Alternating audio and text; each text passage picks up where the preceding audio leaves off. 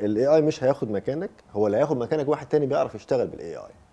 انا ما عنديش وقت، اللي هيتاخر هيضطر ان هو يمشي. مش حاجه اقفل الايميلات واقول يا جماعه مش هستخدم الايميلات عشان المنتال هيلث. خايفه منك على فكره، انا حاسه اني هترفد من البودكاست. بس ما تخليهاش السرعه هي اللي تسوقك، ما يبقاش الاي اي هو اللي بيسوقك. الولاد في الإديوكيشن لحد الجامعه مش هو ده التعليم اللي هم عايزينه. مجهود الانسان is most appreciated. هم ولاد الاي اي. يس.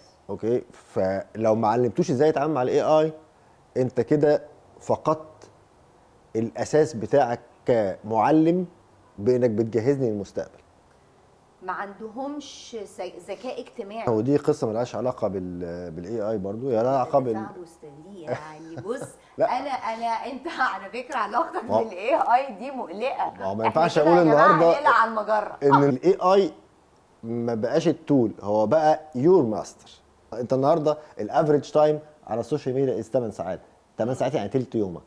كان مارك زوكربيرج انا النهارده قاعد قلت له يا جماعه هتعملوا ايه؟ طب شوفوا لي يا جماعه حل يخلي الناس تلزق في التليفون. يبقى عندهم حاجات كتير قوي، انا مش عارفه اتكلم في ايه ولا